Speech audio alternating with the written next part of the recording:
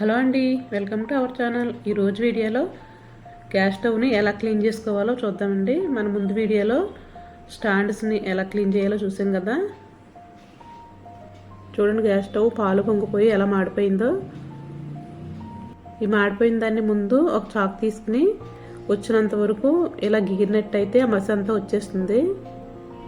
Stove మొత్తం మాడిపోవడానికి కారణం ఏంటో, పాలు పొంగిన వెంటనే స్టవ్ని తొడవకుండా వాడేయటం వల్ల ఇలా మాడిపోయింది.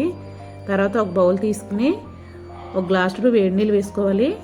తర్వాత ఒక 2 స్పూన్ల వరకు బేకింగ్ సోడా వేసుకుని దానిలో విమ్ జెల్ వేసుకోవాలి. సర్ఫ్ అయినా వేసుకోవచ్చు. తర్వాత దాంట్లో మనం ఫ్లోర్ క్లీన్కి వాడతాం కదా లైజాల్ని 1 స్పూన్ వరకు వేసుకోవాలి. తర్వాత దీనిలో నిమ్మరసం పిండుకుందాం. ఒక నిమ్మకాయ నిమ్మరసం పిండేసుకోవాలి.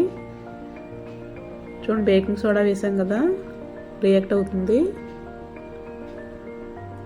అది రియాక్ట్ అవి పొంగుతుంది, అందుకే స్టవ్ పైన పెట్టుకోమన్నాను. ఆ పొంగినప్పుడు స్టవ్ మీదే పడుతుంది.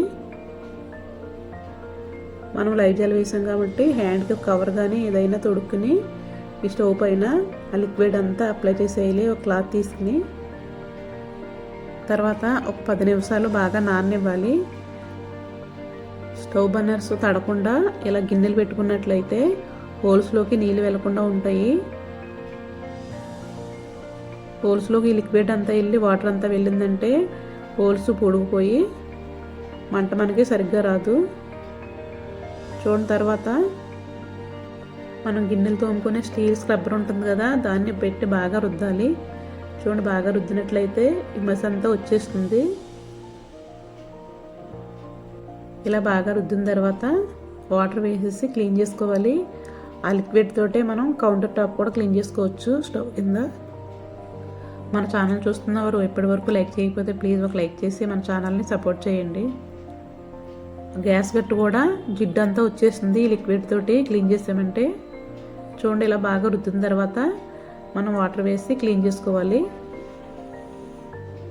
అప్పుడప్పుడు ఇలా పాలు పొంగి మొత్తం ఇలా మురికైపోయినట్టు ఇలా క్లీన్ చేసుకున్నట్లయితే మొత్తం కొత్త దానిలో మెరుస్తూ ఉంటుంది. చూడండి, తర్వాత ఒక పొడి క్లాత్ పెట్టి తుడిచేసుకోవాలి. చూసారు కదా ఎంత క్లీన్గా వచ్చిందో.